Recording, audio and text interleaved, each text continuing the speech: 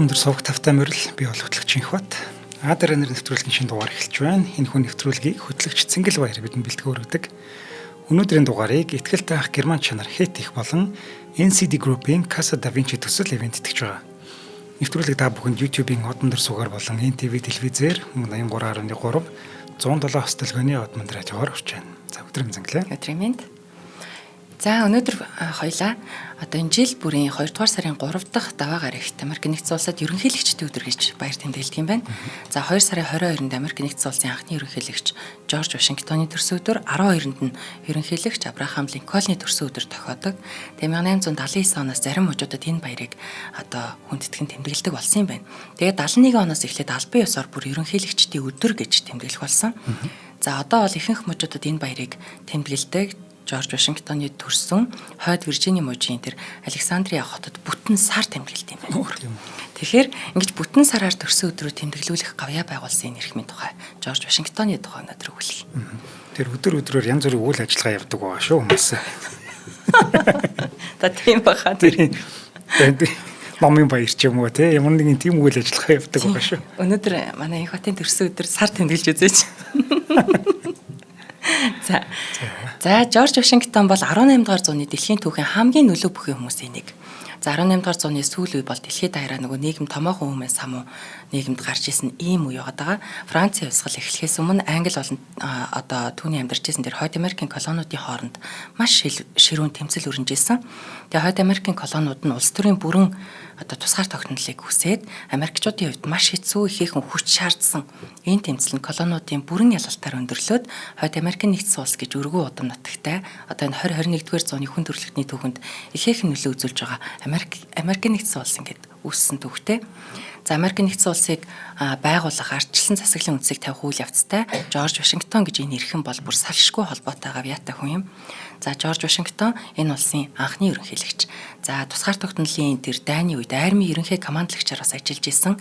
Тэр шинэ улсын төрийн тогтолцоог тэр суурь ойлголтыг бүр анх бүрдүүлж исэн ийм гол үүрэг гүйцэтгэсэн ийм хүн байгаа. Хувь хүн ч гэсэн маш гайхалтай ийм хүн юм байлээ. За ямар одоо хүүхэд насыг өнгөрүүлж ямар айлд хэний хүү олж төрөө гэдэг шиг Жорж Вашингтон 1732 оны 2 сарын 22-нд энэ Виржиний мужид төрсөн. За аав нь болохоор Джон Агастин гэж хүн байсан. Английн бүр тийм эртний язгууртай айлын хүү байжгаад за анх гэр бүл зохиогоод за техник нэрээсээ бол ингээд салсан 2 хүүхэдтэй юм бэлэвсэн. Ингээд үлдчихсэн юм байлээ. За тэгээд сүүлд Мэри гэдэг бүсгүйтэй ханилаад 6 хүүхэдтэй болцоосон. За ингээд өмнөх эхнэрээс нь одоо үлдсэн 2 хүүхэдтэй нийлээд ингээд 8 хүүхэдтэй болж байгаа юм. За Мэри гэж одоо энэ Жорж Вашингтоны ээж. За Мэригээс төрсэн 6 хүүхэдтэй бол хамгийн том нь Жорж Вашингтон. За Мэрид өвлөгдсөн бүр маш их хэмжээний хөрөнгөтэй газар эзэмшдэг, тариалан эрхэлдэг ийм айл байсан. За тэгээ манай бяцхан Жорж бол одоо бага насаа маш даруухан, гачигдах зүйлгүй тийм тогтуун тайван сайхан гэр бүлд өнгөрүүлсэн байгаа. За нутгийнхаа сургуульд бол уншиж, бичиж, тоолж сурснаас бол хэтрээгүй. За мэдлэгийнхээ нэлээд хэсгийг бол бие дааж суралцсан гэдгээрээ бас энэ хүн бас их үлгэр жишээ байдаг. За аав нь тухайн үедээ бол одоо үеийн дундаа л маш өндөр боловсралтай тийм соёлтой тийм хүн байсан. Хүүхдүүдтэйгээ бүр янз бүрийн сэдвээр ингэж ярилцах. За тэгээд бага мэт ажил боловч тэр хүүхдүүдийн оюун санааг хөгжүүлэх, амьдралын мөн чанарыг ойлгуулах, одоо хүүхдүүдтэй зав гаргах тэр бол үнэхээр мундаг аав байсан. За тэгээд нэг юм үннийг сургамжилдаг те энэ бол буруу шүү, энэ юм шүү, ингүүл сайн шүү муу шүү гэж ерөөсөө маш их ярилцдаг тийм гоё амьд харилцаатай аав байсан мөлий. За Жоржийг одоо энэ Лоренс гэд одоо нэг өмнөх эхнэрээс нь төрсэн 2 хүүгийн одоо нэгийг Лоренс гэдэг. Тэр Лоренсыг бол дээд боловсрал эзэмшүүлэх гээд Англи руу явуулж исэн. За Жоржийг бол тэгж явуулаагүй. Гэхдээ тэр хөдөөгийн цэвэр агаарт маш эрүүл чирэг бие бэлдартай тийм хүүхэд болгож өсгсөн бас энэ үедээ. Нилээ одоо энэ хүний бас юугаарч уншгүй үнцэнтэй зүйл нь энэ бол хөдөө өссөн байгаа юм. За эцэг нэгт ах тэр Лоренс нь бол Жорж Вашингтонд маш дотн ханддаг. Энэ хоёр хоорондоо их тийм нандаа холбоотой ийм ах トゥ хоёр байсан. Хэдий одоо их ондотой ч гэсэн. Тэгээ Жорж Вашингтоныг 11 настай байхад нь аав нь генет нас орчихсон. За ингээд 8 хүүхэдтэй ээж үлдэж байгаа. За тэгтээ хаа очиж эдний ээж бол бүр хатуу чанга гэж бүр чигтэйхэн. Тэгээд тэр хүүхдүүдээ бүр нэг бүрчлэн анхаардаг. За тэгээд нэг баян айлд өссөн тийм юмд хүрдгүү тийм одоо зан характер ээжд нь бол байгаагүй юм бэл. Ерөөсөө маш хатуу аргаар энэ олон хүүхдүүдэд өсгөж хүмүүжүүлсэн юм ундаг. За тэр Лоренс гэд тэр эхнэрээс нь үлдсэн тэр хүү бол ерөөсөө аавыгаа өнгөрснөөс хойш Жоржийн хувьд яг аавыг орлож тийм дотн харилцаатай ийм сайхан халуун гэр бүл байсан. За нөхөр нь нас барснаас хойш эцэг хугацааны дараа хүмүүстэй одоо танилцуулж амьдрал мэддэг болгоно гэж бодоод ээж нь хүүхдүүдээ эдлэн рүү тэр одоо хар бор ажил руу тэнд хаана амьдрал буцалж байна тэр лөө одоо хэдийн мөнгө төгрөгтэй байсан ч гэсэн хүүхдүүд айгүйхтэй ажиллаж явуулж хар ажилд сургадаг байсан. Тэгээд бүр тэнд нь сургуульд оруулдаг тэр эдлэнгийн ажлын сургуульд оруулдаг ийм ээж байсан байгаа. За тэр эдлэнгийн дэргэдэх Уильямсын сургуульд Вашингтон нэлээд хэдэн жил суралцсан. Математик, геометр, газар зүй энэ тал дээр айгүй гүнзгийрүүлсэн байдалтай сурсан. За харин энэ сургуульд нь уран зохиол гадаад хэл ерөөсөө заадаггүй байсан билээ. Одоо энэ чинь дээр үеийн асуудал болохоор тийм ямар ч хэлсэн заадаггүй байсан байна. Тэгээ Вашингтон англи хэлнээс өөр хэл мэддэггүй. Чөлөөт цагаараа харин олдсон тэр нэг цөөн хэдэн номноос хэсэгчилж ингэж хуулж бичиж авах. За эсвэл одоо уншсан зүйлээ өөрийнхөө үгээр нэгтгэж дүгнэх, ерөнхий том зургаар харахыг энд сураад байна шүү дээ. Ингэх, номын тэмдэглэл хийх. За энэ бол ерөөсөө хинээрч заалахгүй. За эсвэл ээжэнтэй ярэ гэж хэлсэн байж болох юм те. Тэгэж хүчин чармаалттайгаар хийсэн ийм гоё хүчин одоо нэг ийм сурах арга барил суралцсан хөлтөө одоо юм. Тэгэд энэ байдал нь өөрт нь их давуу тал болоод ерөнхийдөө өөрийгөө илэрхийлэх чадвар маш сайтай, ярих чадвар сайтай тийм хүү болж өссөн. За юм хуулж бичснээрээ мэдээж нөгөө нэг зөв сайхан бичдэг болж байгаа. За тэгээд одоо хүртэл яг энэ тэмдэглэлүүд нь бол хадгалагдаад тэр дэвтрүүд нь үлдчихсэн байдаг. За тэгэд энэ насны хүүгүүдийн үед бол бүр гайхмаар юм биш үү гэж болохоор тэр төсвөр төвчээрийг тэр олон дэвтрийг хуулж бичиж өөрөө өөртөө ажиллаж хэл сурж ингэж байснаар нь бол харж алт юм бэлээ. За Жорж Вашингтон 14 орчим наснда биеэ зөв авч явах 114 гэдгийг одоо дэвтэртээ хуулж бичсэн байгаа. За одоо бол бид нарт те биеэ зөв авч явъя тэдэн дүрм гэвэл гайх юм байхгүй. Энэ 1800 онд бол гайхмар зүйл байсан. Тэгэд энийг үлдсэн амьдралдаа ерөөсөө амьдралынхаа зарчим болгосон гэж үздэг энэ хүнийг. За энэ дүрмүүд нь одоо энэ 16 дугаар зуунд юм биш 16 дугаар зуунд хизээ үүссэн бэхээр 16 дугаар зуунд Францад үүсчихсэн. Тэгээд Вашингтоны амьдарч байсан үед бол одоо тэр 18 дугаар зуунд нэлээд дэлгэрч хөгжөөд хүмүүс судалдаг, давуу тал болгодог, суралцахыг хүсдэг тийм одоо жишг болсон ийм баримталдаг зарчмууд байсныг одоо хүүхэд байхын 14 наснда өөртөө суулгасан гэж үздэг. За бусадтай харьцахдаа одоо бүр насан туршид нь энэ арга барил нь хэрэг болсон болов уу? Тэгээд энэ амжилтынхан ч гэсэн түлхүүр байхаа гэж үзэж байгаа. За тэр хуулж бичсэн тэр 114-ээс нь зүгээр иш татаад ганц нэг нь хэлэхэд нийтийн дунд хийж байгаа үйлдэл болгондоо тэнд байгаа хүмүүст хүндэтгэлтэй хандах ёстой. За бусад хүмүүс ярьж байхад битгий унт. Хүмүүс зогсож байхад битгий суу. Чимээгүй байх ёстой үедээ бүү яар, бусад хүмүүс зогсоход цаашаа бүү хөтөл. Энэ бүр ингэж суур ойлголт явж байгаа байхгүй. Бид ярихыг амьдралынхаа туршид сурдаг. Дугаа байхыг нэлийн сүүлд сурдаг шиг санагддаг. Тэгсэн энэ хүү 14 настайдаа ингэж хуулж бичээд өөртөө суулгаж хийжээ. За чөлөө цагаараа Жорж Вашингтон гүйх, үсрэх, уралдах гэх мэтээр одоо биеийн дасгал хөдөлгөөн хийх дуртай, морь унах маш дуртай, 14 настайдаа эмнэг адуугч амархан намхруулж чаддаг маш сайн адуучин байсан гэж байна. Тэгээ Монгол одоо аман ярианд ингэдэг байхгүй юу? Ер нь эрэгтэй хүүхдийн морьтой адуу малтай харилцах насыг 14 нас гэж ярьдаг. Яагаад гэвэл тэрнээс өмнө хоньтой харьцах хэрэгтэй. Хонь ингээ бэлчээрлээл 50 явж идэг амтан тий. Тэгэхээр тэр хоньд яваад байж хахад тэр уйтгартай удаан хугацаанд өвс ногоо харах, мод чулуутай танилцах, юм бодох гэх мэтээр юм төлөв зангуудаа сурдаг гинэ. За тэр 14 наснаас хойш адуу малтай ноцлолтохоор их тийм ирэмгий, тэр булчингийн хөгжил бүх юмд айгүй зөв зөгтөг. Тэрнээс өмнө бол жоох ингээд хөөрөө сэтгэл зүйтэй болох гээд идэг гэж настай хүмүүс ярьдیں۔ Тэгсэн яг тэр ашигтай насандаа бас л одоо эмнэг адуу номхруулаад явж исэн байгаа. Тийм ээ тий. Тэгээд Жоржийн бие биалдрын хөгжил нь оюун санааныхаа хөгжилтэй энэ тэнцүү байсан тэрнийг цаашдаа тогтвортой ухаалаг хүн болгоод нөлөөлсөн гэж үзэж байгаа. Энэ их чухал ойлголт. Одоо бие хөгжөд байгаа хэрнээ тархин арай хоцрогдолтой. Би энэ 14 настай, тархин 9 настай хөгжиж байна гэж сэтгэл зүйчд айгүйх ярьдаг. Тэгэхээр энэ их гоё тодорхойлт санагдсан. За үе тэнгийнх нь ялангуяа тэрний шулуун шудраг зан ихэд хүндэлдэг байсан. Сургуулийн хүүхдүүдийн хоорондох тэр хэрүүл маргааныг ерөөсөө л Жорж Вашингтон л зохицуулчихдаг. бужигнаал бөө юм болж байхад энэ хүн л аль аль талд нь зохицуулж чаддаг ийм одоо ив найрамдлыг сахиж чаддаг мэрэгүү ухаантай зөв бусд нь ч гэсэн буцаагаад Вашингтоныг хүндэлдэг манлайлагч байж тийм. Манлайлагч хүмүүсийг удирдах зөв замд нь оруулж чаддаг ийм зан чанар одоо харагддаг байсан байгаа. Энэ мэдээж Америк нэгдсэн улсын тэргүүний хувьд одоо энэ зан чанарууд нь мэдээж маш их нөлөөлж байгаа. За эдгээр нас яаж өнгөрвөө гэхээр анх Лоренс нөгөө ах нь өөрөө цэргийн хүн болсон байсан. Цэргийн хүн болсон байсан учраас Вашингтоны хувьд одоо цэрэг айрам гэсэн зүйлд сонирхолтой болохын одоо нөлөөлсөн байгаа. За ээж нь бол харин яах юм бэ? Энэ ах чинь цэргийн хүн. Чи бол одоо өөр байх ёстой гэж хүүгээ одоо Тэнгисийн цэргийн алтнаас татгалцахад хүргэсэн. Өөрөө ч бас татгалцсан. За тэгээд газар хэмжилтийн мэрэгчлийг тэр үедээ сонгосон байгаа юм. Тэгээд тэр ахыхаа эдлэнд байхдаа тэрний одоо ахих нь эхнэрийн буюу ахих нь хадам Томас Фэрфакс гэж хүнтэй танилцсан. Өөрөөс нүчнөөн ах одоо хүн байгаа шүү дээ. Тэгсэн тэр хүнтэй Жорж Вашингтон зан чанар амьдралд нь одоо маш их ойр байсан. Тэгээ тэр хүнээс маш их суралцсан. За бүр үе зайгүй найзууд болсон. За эндээс харахад бол их тийм хэрсүү, ухаалаг те өөрөөсөө тэр өчнөө ахмад хүнтэй яриа хэлээгээ ололцдог. Тэр хүн ч гэсэн энийг жоох хүүхэд гэж бодохгүй харьцаж байгааг бодоход энэ хүний төлөвшил харагдаж байгаа те.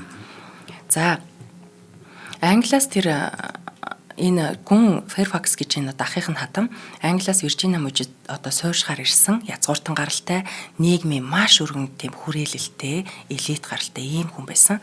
Тэгээ өндөр боловсралтай утга зохиол урлагийн нарийн мэдрэмжтэй ийм хүн байсан.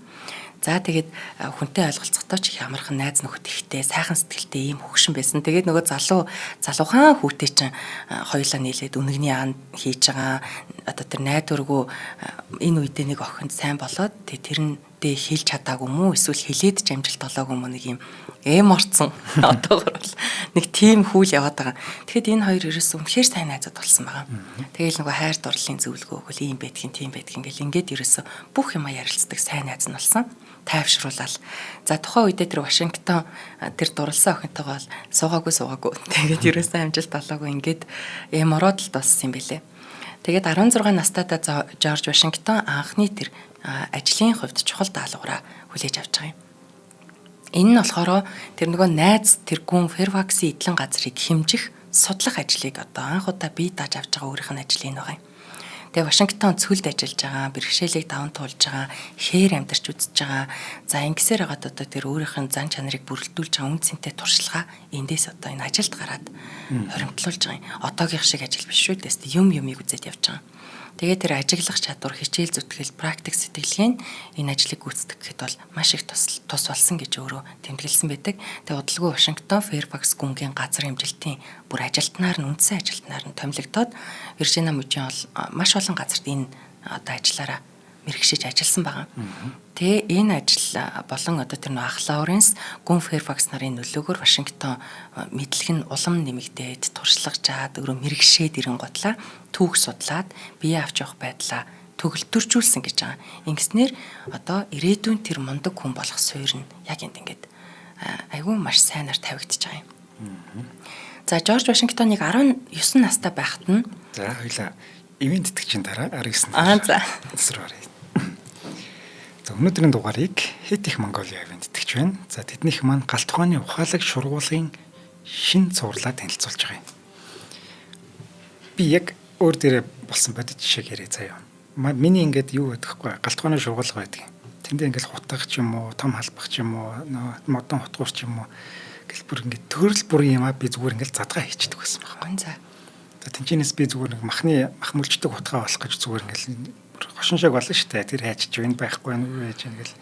Тэгээ би тэнцэн юм цэгцлэгч аваад тавьчихгүй. Тэгсэн чи одоо зүгээр ерөөсөн маш амархан болтдог болчихж байгаа. Энэ шургуулга гэдэг чи тийм байх хэрэгтэй юм байна л да. Би тэрийг одоо анх удаа л мэдлээгүй. Баяр хүргэе. Тэгсэн чи хэтиг их бүр гоё юм бэл.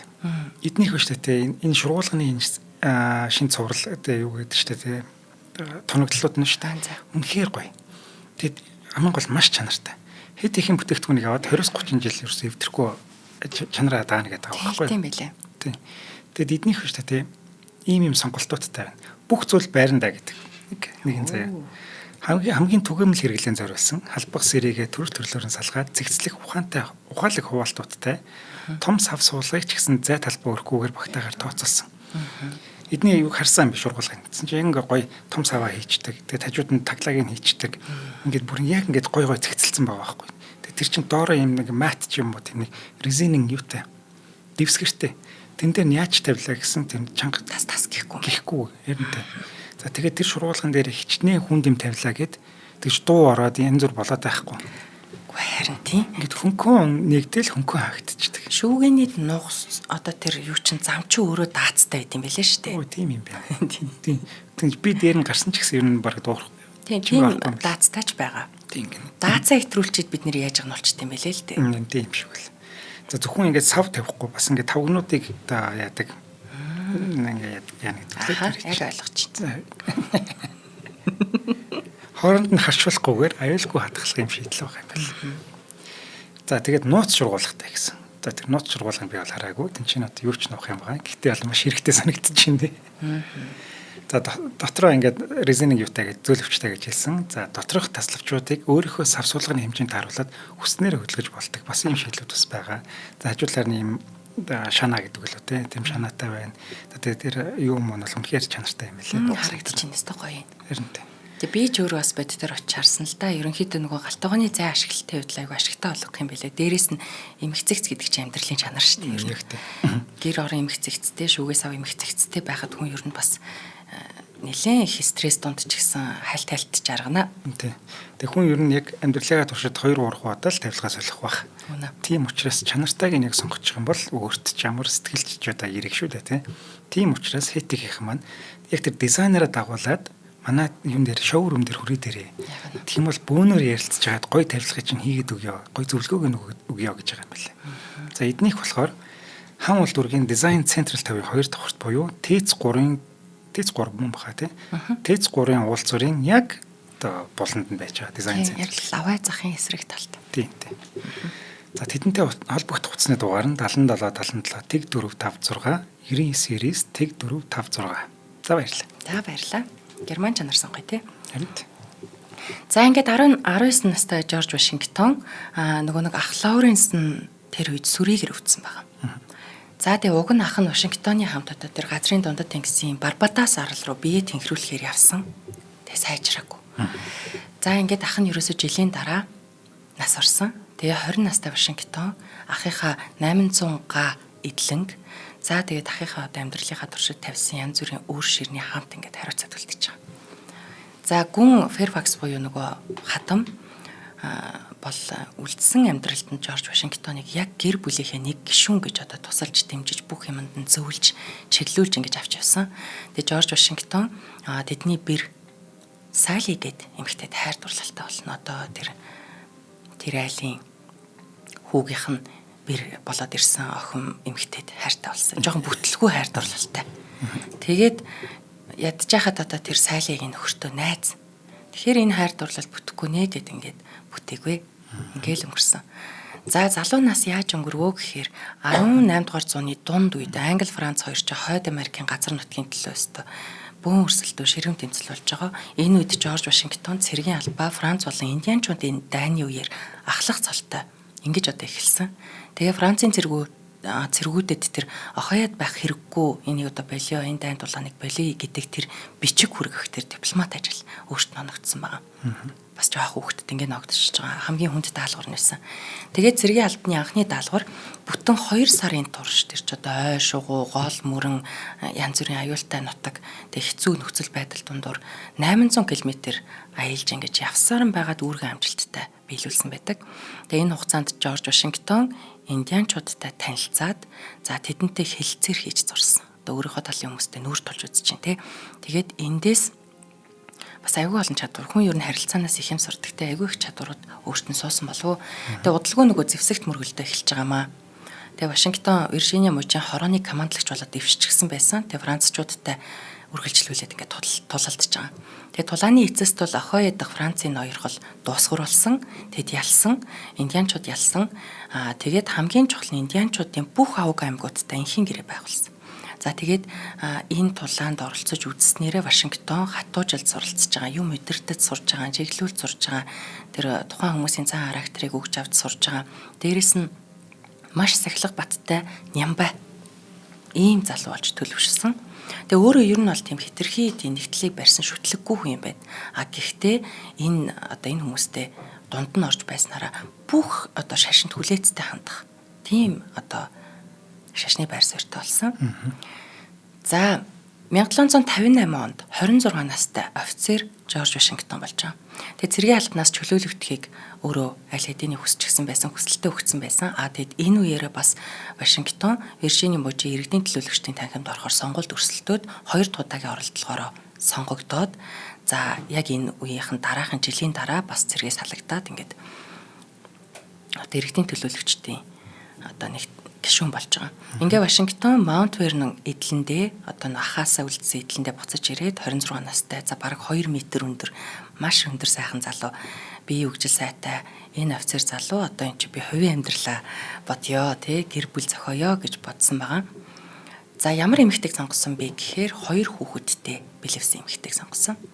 За Марта Кастис гэж энэ эмэгтэй залуухан үзэсгэлэнтэй хамгийн гол нь 18,000 акр газартай, байшинтай, 84 боол бүх их хэмжээний эмчтэй ийм хөрөнгөтэй эмэгтэй байсан. За яг энэ гэрлэлтийг бол хөрөнгө мөнгө харсан.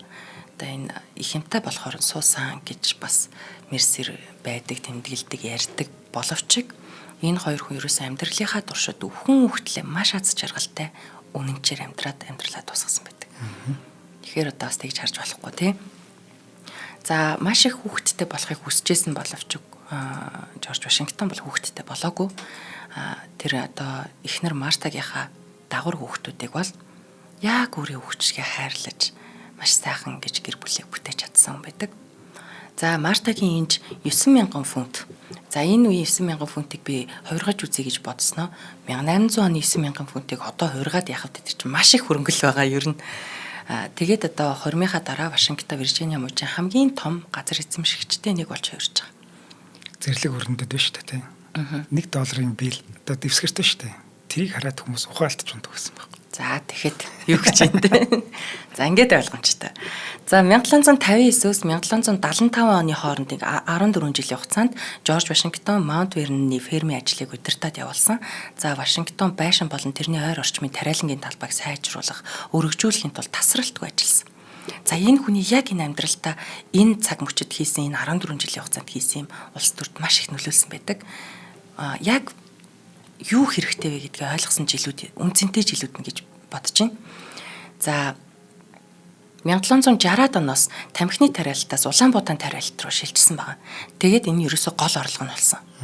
За Улаанбуудаа гол орлогоо болгосныхоо дараа Вашингтон 2 хос термийн чулуутай тийм том терм барьсан. Тэр үе тийм юм байгаагүй юм шиг байна. Тэгээд нэгээр нь тэр Маунт Вернон дээр ашиглагдчихж байгаа тэр эрдэнэ шишийг за нөгөөгөр нь бол гадаадын бомбтууд руу экспортлохын тулд Улаанбуудаг маш нарийн гурил болгон термддэг байсан. Эндээс ч дотоодын бүтээгдэхүүн гарах гэдэг шүү дээ. Энэ айгүй том бүтээн байгуулалт болж байгаа. Тэгээ газар тариалангаа сайжруулахын тулд шин сорт, бордоо, тариалангийн талбай, эргэлт, багаж хэрэгсэлт, мал аж ахуй тэгэл бүх юмыг л туршиж үзэж байгаа. Тэр том талбай байна, тэр том тариалт байна. Юуг туршиж болох вэ гэдгийг маш тийм сэргэгээр мэдэрч туршиж үзсэн. Тэгээ Вашингтон гурил термдэх арилжааны загасчлал энэ зүйлийг хөргөжүүлсэн. Зүгээр загсыг бариад иддэг биш, арилжиж болно гэдэг байдлаар бас ингээд нэг юм шинэлэг юм гаргаж ирж байгаа байхгүй. Тэгээд тэр Маунт Верноныг илүү ашигтай эдлэн газар болгохыг зориод бүх төрлөөр нь хөгжүүлсэн. Тэгээд Вашингтон өөрийн аж ахуйн даамал Шотландын чадварлаг архи нэрэгч Джеймс Андерсны зөвлөгөөгөөр виски үйлдвэрлээд эхэлж байгаа. Тэгээд удалгүй Америкийн хамгийн том вискиний үйлдвэрүүдийн нэгийг барьж чадсан. За оргил үедээ энэ үйлдвэр 11,000 гаруй галлон гэж хэмждэг юм байлээ. Энэ нь 40 гаруй тонн хөх тарианы виски үйлдвэрлээд Вашингтоны хамгийн амжилттай аж ахуйн нэгжүүдийн нэг болж байгаа. Энэ бүр маш гайхалтай. Тэгээд тэр хөдөөгийн ажил, олон нийтийн үйл ажиллагаа хосолсон ийм уур амьсгалд Вашингтоны амьдралын хамгийн аз жаргалтай, хамгийн бүтээлч энэ жилүүд нь 59-өөс 1775 онд өнгөрсөн болов уу гэмээр. Би түрүүн бас 18 дугаар зунгал дахин хэлээдс буруу хэлсэн байж магадгүй юм биш үү? Юу зөвчтэй. Зөв. 1700 шүү дээ. За амжилттай тийм ээ. Амжилттай энэ газрын менежмент хийгээ газар тариалангийн шинэлэг арга техникийн ачаар орлого өсөд байгаа шүү дээ тий. Энэ орлого өсөд байгаа байдал чи өөрөө Британий эзэнт гүрэн колондо ногдуулсан шин татварууд нь өсөж байгаа. Тэгэхээр Английн хувьд эх орн нь үн цэнтэй нөөц баялаг тий тэр колон байгаад байна шүү дээ. Английн колон байгаад байна. Тэгэхээр эндээс маш их үр өгөөж, маш их нөөц баялаг, татварын орлого, тэр хомс бараа бүтээгдэхүүн борлуулалтаас олсон бүх нэмэлт ашиг ерөөс тийш яваад байгаа юм байна. Бид нар бол маш одоо ашиглаж болох хөрс болчиход байгаа юм байна гэдгийг өөрөө энэ эдлэн газар хариуцаад хөгжүүлээд одоо явж байхдаа ойлгосон байгаа. Болохгүй байна. Бид колон байж болохгүй мэн гэдгийг энд маш хатуу ойлгосон. За тэгээд эх орныхоо ирээдүйн тулд улс төрт бий орох хэрэгтэй юм байна. За тэгээ Вашингтон Британий эрс эсрэг байр суурьтай бид колон байж болохгүй гэдэг байр суурьтайгаар энэ одоо байр суурь бүр чанд баримтлаад 1774 онд Конгрессийн гишүүн болоод Америк нэгдсэн улсын ирээдүйн үүсгэн байгуулагч том 5 удирдлагуудын нэг болж байгаа. За тэгээ бизнесээс улс төрд орсон нь одоо ингэж эхэлсэн байгаа. Тэр яг бодит үйл явцыг өөрөө гардан хийснээсээ болоод би хийх юм байна гэдэг бодлон төрсэн байгаа. За ингээ 1770 оны 3 дугаар сард Бостонд хожим нь одоо Бостны хядлага гэж нэрлэгдсэн цэргүүд болон ард түмний хооронд мөргөлтөн гарч байгаа. Цэргүүд ч өөрөө тэр Английн колон байгаад тэнд хамааралтай цэргүүд байгаа учраас дотор хүмүүс ингээ хоорондоо цэргүүд болоод ингээ иргэдэн ингээ дайтаж байгаа байхгүй юу? За энэ нь улс даяар эсэргүүцэл болж хувираад олон газар чимээгүй дайнд бэлтгээл байсан. Тэгээ 5 жилийн дараа буюу 1775 онд Жорж Вашингтон Америкийн сайн дурынхнаас бүрдсэн их газрын армийн командлалыг хариуцаад цэргийнхэн энгийн иргэд гэсэн одоо энэ хүмүүсийн дунд дайн болоод байгаа. Тэгээ эхэндээ Бостны бүсэлтийг удирдахжсэн хотуудыг чадах чинээгээр хамгаалсан. Гэхдээ Британий довтлогоонд бууж өгөхөөс өөр аргагүй нөхцөл байдал байсан. За яагаад юм болоо гэж бодохоор үнэхээр аргагүй. Тэнд зүгээр нөгөө нэг сайн дурын тэр чи ямар ч цэрэг армийн дэглэн байхгүй зүгээр сайн дурынхан тариачд юу гэдгийг те тийм хүмүүс байсан байгаа байхгүй. Тэгээд энэ дээр энэ хүн яаж ажилласан бэ гэхээр нөгөө хүмүүсийг эвцэлдүүлж чаддаг, нөгөө ярьж чаддаг, нөгөө том зургаар нь дүгнж чаддаг. Тэр олон хүнтэй харьцаж явсан, хар ажил хийж явсан энэ байдал нь даваа тал болж байгаа. Тэгээд дарга нарыг цэргийн дүрм журам ягштал уншуулдаг гэсэн. Өөрөө тэнд одоо те ийм байх ёстой гэж уншуулсан. Өдөр шөнөгүй бэлтгэл хийснээр маш богино хугацаанд сахилга баттай дайнд ямагт бэлэн айран бий болгож чадчих байгаа энэ хүн. За Вашингтон энэ дайнд үхэхгүй гэдгээ ол мэдчихсэн, итгэдэг байсан. Ихэвчлэн өөрийгөө эрсдэлд оруулсан бас тийм алхмуудыг маш их хийсэн. Цэргүүдэд тулаанд биечлэн удирддаг байсан нь одоо тэдэнд Вашингтоныг хүндлэх, удирдагчаа хүндлэх, итгэх тэр суурь ойлголтыг тавьж өгч байгаа. Бид нар ер нь улс төр ч юм уу ямар нэг асуудал төр одоо биднэрт итгэх юм барих юм олдохгүй болоод идэг шүү дээ. Тэр итгэл айгүй чухал. Тэр байдлыг тэр дунд нь орж айгүй сайн бэлдсэн байгаа сэтгэл зүгээр нь. За мөн тулаанаас илүү бичиг цаас захиргааны ажилд тэр нэгт нямбаа юмда бас хамгийн их цагийг зарцуулдаг байсан энэ хүн. За ингээ Вашингтон том армийг удирдах практик туршлага уг нь бол багтай, гайхалтай цэргийн жанжинж байгаагүй. Гэхдээ уг нь бол ялхаасаа илүү ялагдсан тийм тоо олонтой хүн мөртлөө тэрний одоо стратеги бодлого нь зөв тогтвортой байсан. Тэгээ ямар ч найдвар багтай байсан энэ дайнд ялсан нууц одоо тэр хүний нууц нь юу юм бэ гэвэл хүмүүсийг зохион байгуулж чадчихсан, ятгах чадчихсан, мэдээлэл бодтойгоор цуглуулж чадчихсан, дайсны төлөвлөгөөг өртөжлөө таамаглах тийм практик, тийм потенциал нь тэр хүнд байсан. За тэгээ гинтийн дайралтаар тэднийг одоо барьцаалдуулах чадварт энэ хүний хамаг нууц оршиж байгаа юм. Ер нь энэ үйл явдлыг яг ингээд юу томор нь харах юм бол хармаар байвал Patriot гэдэг киног үзээрэй. За дараагийн хамтран ажиллагч. За тийм. NCD Group-ийн Casa Da Vinci төсөл өнөөдрийн дугаарыг ивент итгэж байгаа. За энэ төсөл нь Ярамгийн нөхдийн зам дагуу арцтын амд 23 га талбай дээр байрлаж байгаа. За найз нөхөд хайртай дотны хүмүүстэйгээ тухлан суух эдэлбэр газар, террас бүхий таунхаус болон нам давхар цөөн айлын кондо вилла сууцнуудыг одоо санал болгож байгаа юм байна. Кондо вилланд нэг давхартай ердөө 2хан айлтай, нэг барилгад 4-9 айл гэд нэгтэршил маш бага, зочны өрөө бүр урагшаа харсан гэдгээрээ онцлог маш гоё юм төсөл байгаа юм байна. Таунхаус кондо вилла нь нүүж ороход бэлэн болсон 112-аас 260 м квадрат сонголттой За мөн 2026 оны 3 дугаар улиралд ашиглалтанд орох ээлжүүдтэй захиалга аваад эхэлсэн байгаа байна. Хэрвээ та энэ төслийг сонирхож байвал борлуулалтын ажилтнтай 75-7 50-50 дугуйр хавцаар холбогдож загварын байруудаар зочлох боломжтой. За бит хоёрын ард QR код гарч байгаа бах. За энэ QR кодыг уншуулад кондо вилла сууцнуудын брошюртай танилцах боломжтой байна. За баярлалаа. Харахны ястаа үнэхээр гоё юм байна. Тааз маз ямар өндөр юм. Гэн тийм ээ. Шинээр яасан гоё юм бэ. Тааз өндөр байхаар л ерөөсөө тансаг бол авчдаг те. Тийм ээ. Дотор нь бараг сакс тоглолчмаар.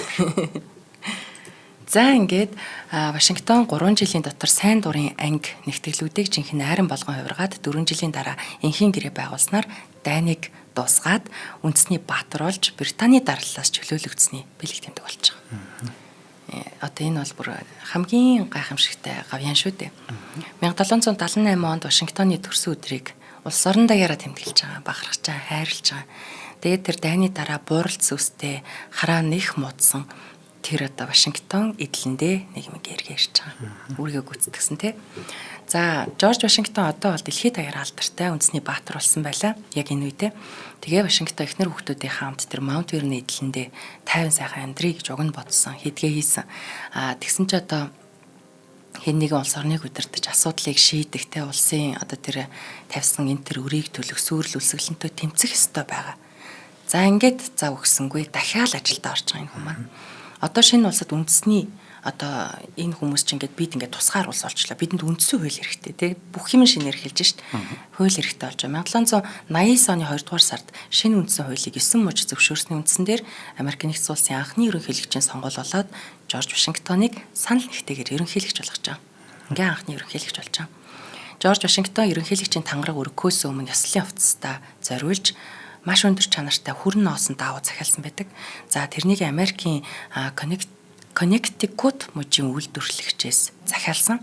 За Вашингтон Их Британаас импортлсон даавууг ерөөсөө хэрэглэдэг байсан гэж байгаа юм. Бүх цэргүүд тэр даавуугаар хувцас хийж өмсдөг. Бүх цэргийн дүрмд тэр даавуугаар байдаг те Лондонгоос ирдэг. Тэгсэн ерөөсөө захиалаагүй өөрөө бүр ингэж тусдаа үндэсний үйлдвэрлэл гэдэг ойлголтыг тэрийг дэмжиж байгаагаа илэрхийлж байгаа. За хэдийгээр одоо костюмны өнгийг бүр ингэж нөө Лондонгоос даавуу ирдэг учраас Лондонгийн борон гэдэг бүр нэршилтэй байсныг энэ хүн одоо Конгрессийн бор гэж нэршлиг хүртэл өөрчилсөн. Хүмүүсийн тархинаас тэр ойлголтыг авч хаях гээд байгаа байхгүй. Тэгээд ингэж бүр алдаршуулсан. Одоо энийг бүр хэлж сургасан байгаа. Энэ тухай хэвлэлдэр ингэж утсан байдаг. Жорж Вашингтоны тангараг өргөх ёслолын хослол нь зүгээр нэг хувцас биш, харин үндэсний өрмөц байдлын тунхаглал байлаа гэж бичсэн байдаг. Энэ мэтэр энэ хүн сэтгэхүйтэй, бодит байдалтай бүх юмтай тэмцсэн байна. Ингээ 1789 оны 4-р сарын 30-нд Жорж Вашингтон тангараг өргөж 57 наснд Америк нэгдсэн улсын анхны ерөнхийлөгч боллоо. Тэрнийг ерөнхийлөгч болсноос 4 сарын дараа нөгөө сайхан хүмүүжүүлсэн сайхан ээж Мэрийн 82 наснда таалалт өгсөн байдаг. За хүүгийнхээ алдар цуутай болохыг харсан ч гэсэн хизээч хүүгээрээ бахархаж миний хүү юм мундаг ийм тийм гэж альч хүүхдийнхаа тухай ингэж гайхуулж ярьдгүү. Энгийн даруй байдлаар яг л хүний 82 нас хүртлийн хүн амьдардаг жамаар ямар ч давуу ирэхгүйгээр ингэж амьдарсаар агаад амьдралаа дуусгасан. Маш хатуу жангаар хүүхдүүдтэй насан эцэслэлээ шаардлага тавьж хандсаар байсан ийм мундаг агуу ээж байсан байгаа. Харин Жорж Вашингтоны хувьд бол ээжийнхээ үгэлд маш их одоо эмгэнж хэцүү одоо сэтгэл зүйн байдалд орж исэн. Харин бусад хүмүүс ингээд хүүгийн ээжд нь магтахаар ээж нь бол нэг тийм магтаал битээ хэлээсэ гэсэн байдалтай. Тийштэй гэж ам гэж нэмэрлэж ярьдгүү тийм л хүн байсан байгаа. За Жорж бол үргэлж сайн хүү байсан. Хүний хувьд тэр үүргээ биелүүлсэн гэж найдаж байна гэж байгаа. Хүний хувьд гэдэг их гоё утга ээж нь ингэж хэлжсэн байгаа. За ингээд үнэхээр Жорж Вашингтон үүргээ нэр төртөө биелүүлсэн. За 2 дахь удаага ерөнхийлөгчөд сонгогдож ажилласан. Энэ хугацаанд ерөнхийлөгч Вашингтон маш олон зүйл санаачилж хийснээс онцлоод хэлэх юм бол ерөнхийлөгчийн анхны кабинетыг байгуулж байгаа. За энэ бас шинэлэг юм болж байгаа. Улсын анхны ерөнхий шүүгчээ томилж байгаа. Талархлын баяр болон тэрнийг тэмдэглэх тунхаглал гаргаж үндэсний тэр үзлийг сэргээсэн байгаа юм. Америк нэгдсэн улсын анхны банк байгуулах энэ хуулийг гаргасан байгаа юм. За улсын шинэ нийслэлийн бүтээн босголтыг эхлүүлсэн нь одоо энэ Вашингтон хот нийслэлтэй болж байгаа юм ч одоо бүр. За ингээ Вашингтоны ерөнхийлөгчөөр ажилласан 2 дахь сонгуулийн хугацаа дуусах үед ард түмэндээ хандан захиас бичсэн байдаг. Энэ захианда одоо энэ захианы их хувь нь одоо ч гэсэн Америк нэгдсэн улсын Конгрессийн номын сан хадгалагдаад байж идэг. За тэр захиастаа Америк нэгдсэн улсын ард түмэнд зориулв гэж толгой ичээд эхэлсэн байдаг. За тэгээ Вашингтон олон нийтийн харилцааны чиглэлээр ажилласан олон туршлагынхаа үр дүнг нэгтгэн дүгнээд улс төрийн тогтолцоог тодорхойлоод анхаарах зүйлсийг ч гэсэн одоо хүүтэй ээжин загч байгаа юм шигээр бичиж үлдээсэн. За төгсгөлд нь тэр болон захиасын төгсгөлд ингэ бичсэн байдаг. Хэдийгээр би засаглалынхаа бүх үйлдэлийг эргэн харахад санаатай хийсэн ямар ч алдаа олдоогүй ч гэсэн өөрийн дутагдлыг гүнээ мэдэрч байгаа бөгөөд олон алдаа гаргасан байх магадлалтайгаа бүрэн хүлээн зөвшөөрч байна. Эдгээр алдаа ямар ч байлаа гэсэн би Бурханаас тэдний учруулж болох хор хөнөөлийг арилгаж өгөхийг чин сэтгэлээсээ залбирэн хүснэ. Их орон маань эдгээр алдаанд минь байнга өршөөлтэй хандах болно. Мөн 45 жилийн турш их орондоо зүтгэсний минь дараа мөнхийн амар амгалан удахгүй намайг эзэмдэхийн адил миний дутагдлыг ч мартах болно гэсэн найдварыг өөртөө тэн одлоо. Халуун хайрт их орныхоо ийм уужим сэтгэлд найдан би бусад иргэдийнхээ хамт чөлөөт засгийн газраар хамгаалуулсан хуулийн ивэл дор амьдрахаа урьдчилан таашааж байна. Ингийн амьдрий надад даваа ирэх байхгүй. Үнэхээр гайхалтай. Ингээд Жорж Вашингтоноос хойш Америк нэгдсэн улсын бүх ерөнхийлөгчид ерөөсөө 2 удаа л сонгогдох эрхтэй болсон байдаг. 1797 оны 2 дугаар сард шинэ ерөнхийлөгчийн сонгуул болоод Адамс сонгогдсон. Вашингтон энгийн үзэгчийн хувьар шинэ ерөнхийлөгчийн тангараг өргөх ёслолт нь очсон. Гэтэл тэнд маш их хүн цуглдсан. Тэд нар шинэ ерөнхийлөгчийг биш хуучин ерөнхийлөгчөө харах гээд ирчихсэн. Тийм сэтгэл зүйтэй ардтан байсан. За тэгээд тангараг өргөсөн танхимаас Вашингтоныг гарч ирэнгүүт нь ерөөсөө бүх хүмүүс шууд нөгөө хуучин ерөнхийлөгчөд дагаад гараа явсан. Тэгээд гаран гутлаа Вашингтон малгайгаа аваад хязгааргүй хайр инрэл гэрэлтсэн тэр хүмүүстэй одоо дагалдаад ирсэн тэр мянган хүмүүсийг тойруулж хараад нэг тийм сайхан бууралдлагатай болсон. Тийм сайхан тэр хүмүүстэй ингээ мэхийн яслаад ингээд энэ үйл ажиллагаа дуустдаг. Нүдэнд нь нулимс зээлгэнцэн. Тэгээ яаж ийм сайхан улс орныг өдөртдөг чин зүрх байж одоо болно доо тий нэрэл. Тэгээд одоо тэрнийг сонгосон ард түмэндээ хүндэтгэл үзүүлж байгаа нь юм. Ямар нэг удирдлагыг ингэж хайрлаж хойд солонгос шиг биш шүү гэд ингээд үнэхээр жин зүрхнээсээ хайрлахаар удирдахч байна гэдэг нэрээ ямар гоё юм бэ. Тэгээд Жорж Вашингтон Маунт Верний эдлэндээ эргэж ирээд нам гүм дахиад амьдрах гэсэн. За тэгсэн нөгөө эрэх зочид гीч зөвлөлдөх хүмүүсийн хөл бол мэдээж тасрахгүй энэ хүний одоо байгаад ирнэ л асуугаад авъя гэж байгаа.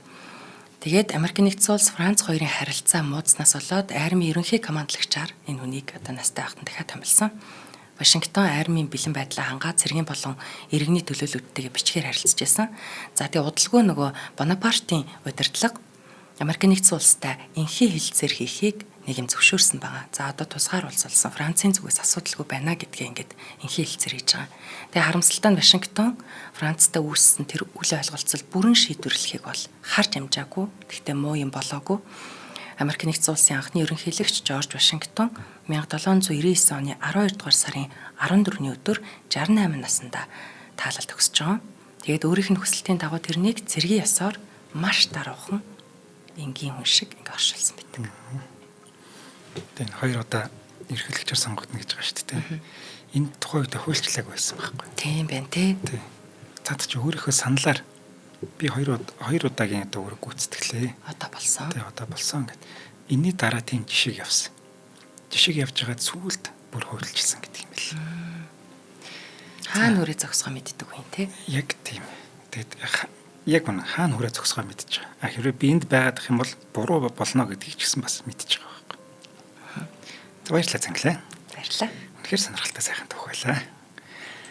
За өнөөдрийн дугаарыг маань нэтгэлтэй ах Герман чанар хэт их болон NCT Group-ийн Casa Da Vinci төслийн нэтгэлээ нэвтрүүлэг маань та бүхэнд YouTube-ийн од өндөр сугаар болон NTV телевизээр мөн 83.3 107-аас төлгөний од өндөр радиогоор хүрсэн. Занглаа дараагийн дугаараар уулзъя. За тэгээ.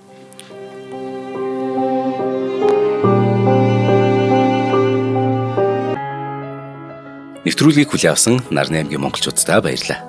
Од мөндөр сувг нь энэ мэдчлэн таны мэдхүйн мянган нэвтрүүлгийг 2026 оны 7 сарын 1 хүртэл та бүхэндээ хүргэх юм. Их хэлээрээ шинжлэх ухаан танин мэдхүйг түгээх нь үлсэд нэгтгэх хүсвэл та бидэнд хандив өгөх боломжтой. Жилдээ ганцхан удаа 100,000 төгрөгөөр биднийг дэмжснээр шинжлэх ухаан танин мэдхүйг түгээх энэ үйл хэрэг амжилттай үргэлжлэх юм.